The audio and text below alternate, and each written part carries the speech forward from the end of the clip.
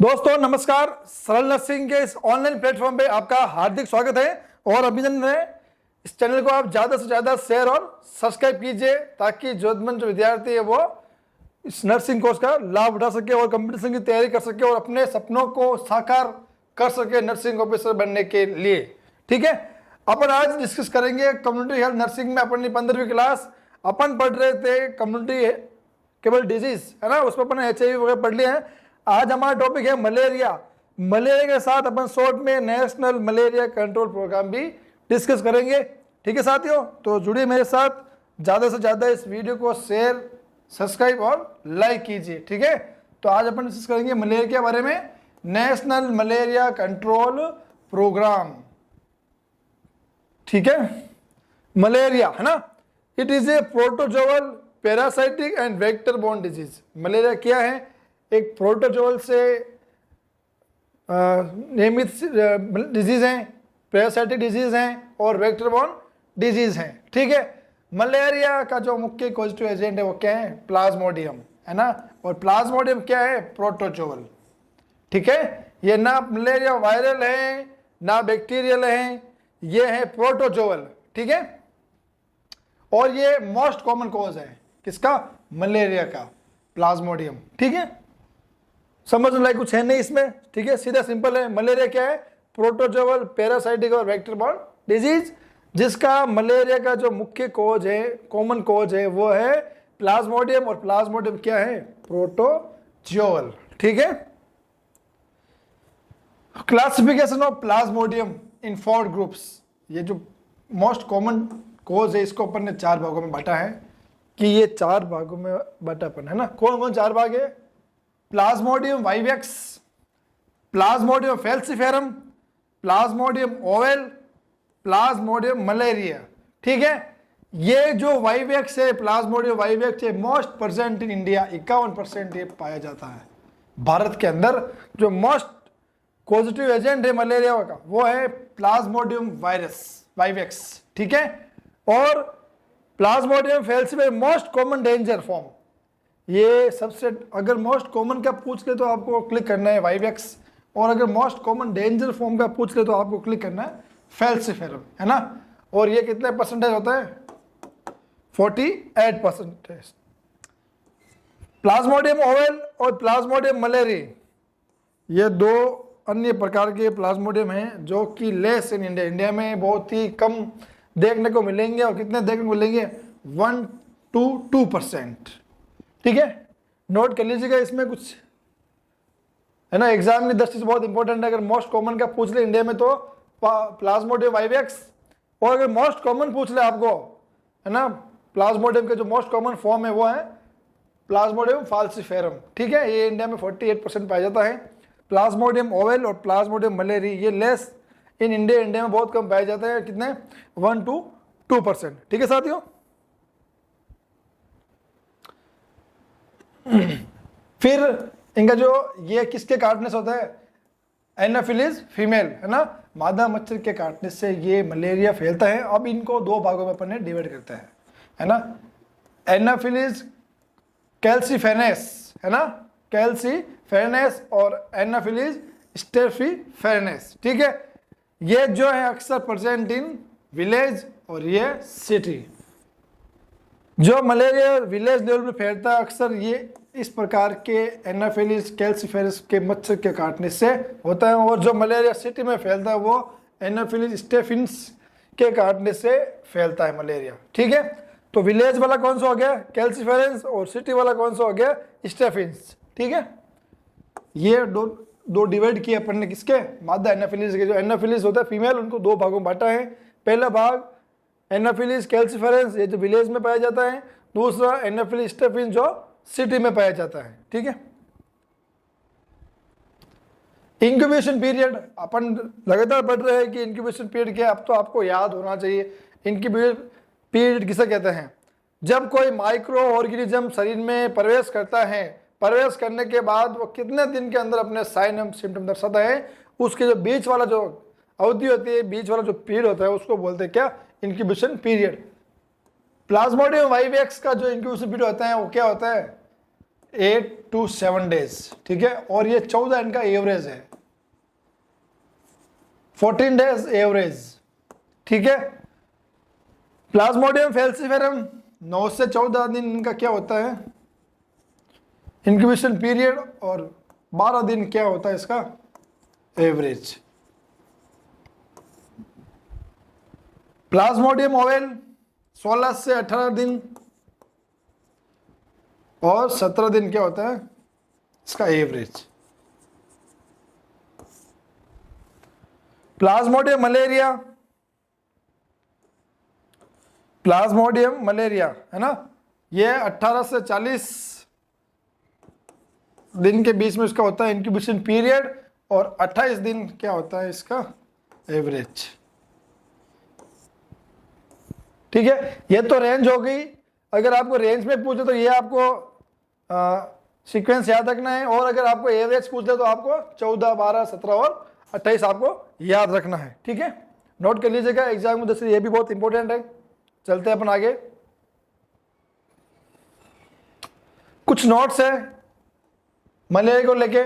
Most affected organ in malaria, जब किसी व्यक्ति, पर्सन, इंडिविजुअल या किसी कम्युनिटी के अंदर मलेरिया अगर फैलता है तो वो शरीर के किन 2 ऑर्गन को सबसे ज्यादा अफेक्ट रहेगा, तो वो हो गया स्प्लीन और लीवर, ठीक है।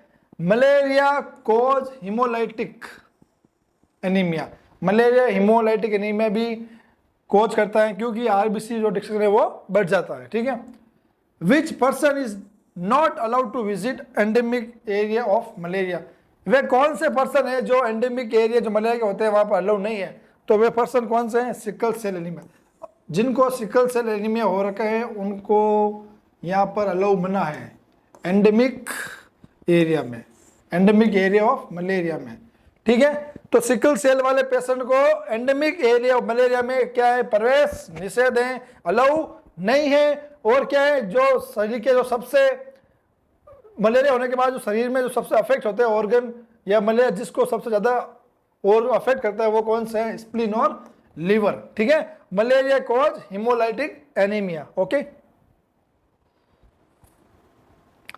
Clinical features, sign and symptoms, ठीक है। इनको अपन ने 3 भागों में डिवाइड किया है, कोल्ड स्टेज, हॉट स्टेज और स्वेटिंग, ठीक है। कोल्ड स्टेज का जो ड्यूरेशन होता है कितना, 15 मिनट से लगाकर 15 मिनट टू 1.5 आवर्स, ठीक है। ये इसका हो गया ड्यूरेशन। 15 मिनट से लगाकर 1.5 घंटे के बीच में क्या होता है इसका ड्यूरेशन होता है, ठीक है। इसमें क्या क्या देखने को मिलेगा आपको, शिवरिंग देखने को मिलेगा, हेडेक, नोजिया, पेन, ये सब आपको इसमें देखने को मिलेगा, किसमें, कोल्ड स्टेज में। फिर चलते हैं अपन हॉट स्टेज में। हॉट स्टेज का जो ड्यूरेशन होता है कितना होता है, 4 से 6 घंटे, ठीक है। इसमें आपको क्या देखने को मिलेगा, shivering high temperature, shivering high temperature देखने को मिलेगा, कितना टेम्परेचर बढ़ेगा, 104 तक जा सकता है, 104 डिग्री सेंटीग्रेड तक जा सकता है, ठीक है। और क्या, इंटेंसिव हेडेक, हेडेक की तो तीव्रता है वो बढ़ती रहेगी, बॉडी पेन होगी, और फटीग, थकान भी देखने को मिलेगी, कब, हॉट स्टेज में। फिर चलता है स्वेटिंग स्टेज में। स्वेटिंग स्टेज जो होता है 2 से 4 घंटे, 2 to 4 आवर्स, ठीक है। और इसमें क्या होगा, सीवियर स्वेटिंग होगी, किसमें, स्वेटिंग स्टेज में। इस नाम में ही है इसका, sweating stage means severe sweating, ठीक है। तो क्लिनिकल फीचर को 3 भागों में डिवाइड किया है, cold stage, hot stage, sweating stage. Cold stage का ड्यूरेशन 15 से 1.5 घंटे के बीच, इसमें क्या, शिवरिंग, हेडेक, नोजिया, पेन, ठीक है। और हॉट स्टेज में ड्यूरेशन क्या होता है, 4 से 6 घंटे, इसमें क्या देखने को मिलेगा, शिवरिंग, हाई टेम्परेचर, कितना, 104 डिग्री सेंटीग्रेड, इंटेंसिव हेडेक, ठीक है, बॉडी एक और फटीग। स्वेटिंग स्टेज की बात करते हैं तो 2 से 4 घंटे इसका ड्यूरेशन होगा, और इसमें क्या देखने को मिलेगा आपको, सीवियर स्वेटिंग, ठीक है साथियों। अब अपन बात करते हैं डायग्नोसिस की, कि मलेरिया के अंदर कौन कौन से अपन डायग्नोसिस करेंगे, ठीक है। ये तो आपको हर डिजीज में करना ही है, क्या, हिस्ट्री और फिजिकल एग्जामिनेशन, ठीक है। और क्या करेंगे अपन, सीबीसी करेंगे, ईएसआई करेंगे और ईएसएससी करेंगे, ठीक है, सीरम एग्जामिनेशन, ठीक है। और माइक्रोस्कोपिक एग्जामिनेशन करेंगे जिसमें क्या है, पेरिफेरल ब्लड सेमियर, ये कंफर्मेटिव टेस्ट है मलेरिया का, कंफर्मेटिव टेस्ट ऑफ मलेरिया। अगर एग्जाम में क्वेश्चन आ जाए कंफर्मेटिव टेस्ट ऑफ मलेरिया तो आपको क्लिक करना है माइक्रोस्कोपिक एग्जामिनेशन, उसमें भी कौन सा, पेरिफ्लेरल ब्लड सीमियर वाला, ठीक है। और क्या, ब्लड कल्चर करेंगे, rapid antigen test for malaria, है ना, serological test, urine culture, LFT, RFT और पीटीआईएनआर, है ना। तो ये सारे डायग्नोसिस है वो अपन मलेरिया के अंदर करेंगे, नोट कर लीजिएगा आप ये, ठीक है। अब बात करते हैं अपन मैनेजमेंट की, तो मैनेजमेंट भी करेंगे। मैनेजमेंट अपन किसका करेंगे, प्लाज्मोडियम वायरस का, क्योंकि ये इंडिया में सबसे ज्यादा मोस्ट कॉमन है। 14 दिन तक अपन देंगे ड्रग, कौन सी देंगे, क्लोरोक्विनोन, ठीक है, 10 mg पर केजी पर बॉडी वेट, प्लस साथ में क्या होगा, पैराक्विनोन जिसमें 0.25 mg पर बॉडी वेट, ठीक है। ये तो अपन देंगे 14 दिन तक। अब इसमें कॉन्ट्रा इंडिकेशन क्या है कि किस कंडीशन में अपन ये ड्रग नहीं देंगे, तो अपन ये किस कंडीशन में अपन ये ड्रग नहीं देंगे, प्रेगनेंसी में, प्रेगनेंसी हो गया, इन्फेंट हो गया, है ना, चाइल्ड हो गया, इन सब कंडीशन में अपन क्या करेंगे, कॉन्ट्रा इंडिकेट करेंगे इन ड्रग को, ठीक है। Drug of choice in pregnancy, अगर प्रेगनेंसी के अंदर मलेरिया हो जाता है तो उसके अंदर ड्रग ऑफ चॉइस कौन सी है, तो वो है क्लोरोक्विनोन 10 mg पर केजी पर बॉडी वेट, कितने दिन तक, ओनली 7 days, नॉट 14 days, है ना, 14 days normal, 7 days in pregnancy, है ना, drug of choice of in pregnancy of chloroquinone, ठीक है। इसमें भी आपको कोई कंफ्यूजन होना चाहिए। फाल्सिपेरम, प्लाज्मोडियम फाल्सिपेरम, ठीक है। तो इसमें क्या है, advice to artesunate combine therapy, इसमें अपन क्या करेंगे, ये जो मोस्ट डेंजर स्टेज है, मोस्ट डेंजर मलेरिया, ठीक है, ये मोस्ट डेंजर स्टेज मलेरिया की है, प्लाज्मोडियम फाल्सिपेरम वाली। इसमें एडवाइस करेंगे आर्सेनेट कॉम्बाइन थेरेपी, इसमें क्या देंगे, ड्रग में क्या होगा, आर्सेनेट प्लस पैराक्विनोन होगा, ठीक है। और in case of pregnancy, pregnancy अगर किसी गर्भवती महिला को ये वाला फाल्सिपेरम वाला मलेरिया हो गए तो उसमें अपन क्या करें, क्विनियन देंगे, क्विनियन टेबलेट देंगे, TDs देंगे, और कितनी, 7 days के लिए, ठीक है। अपन ने 2 के मैनेजमेंट देखे हैं, बाकी 2 जो लेस होते हैं उनको मैनेजमेंट देखने की जरूरत भी अपन को नहीं है, और ना ही वो एग्जाम में आते हैं। अपन जो मेन एग्जाम में सबसे इंपॉर्टेंट है वो कौन सा है, एक तो ये हो गया अपना प्लाज्मोडियम वाइवेक्स और प्लाज्मोडियम फाल्सिपेरम, ठीक है। अब अपन डिस्कस कर लेते हैं नेशनल मलेरिया कंट्रोल प्रोग्राम के बारे में, सुपरफिशियली डिस्कस कर लेते हैं जो इंपॉर्टेंट है एग्जाम में। नेशनल मलेरिया कंट्रोल प्रोग्राम, ठीक है। लॉन्च ये इंडिया में कब लॉन्च हुआ, अप्रैल 1953 के अंदर, ठीक है। अब क्या हुआ, इसका हुआ मॉडिफिकेशन, मॉडिफिकेशन कब हुआ, modification plan of operation launch 1 अप्रैल 1977 के अंदर।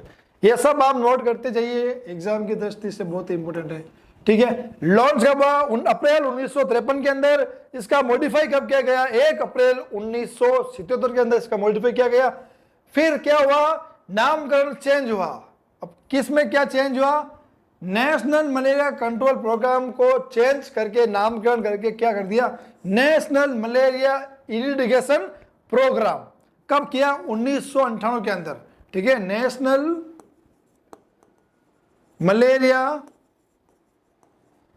इरिडिकेशन प्रोग्राम, ठीक है। नेशनल मलेरिया कंट्रोल प्रोग्राम का रीनेम रिप्लेस किया गया नेशनल मलेरिया इरिडिकेशन प्रोग्राम, कब, 1998 के अंदर। फिर क्या हुआ, अगेन रीनेम हुआ, फिर रीनेम क्या हुआ, रीनेम इसका हुआ national malaria eradication programme, rename हुआ नेशनल एंटी मलेरिया प्रोग्राम। कब हुआ, 1999 के अंदर नेशनल मलेरिया प्रोग्राम।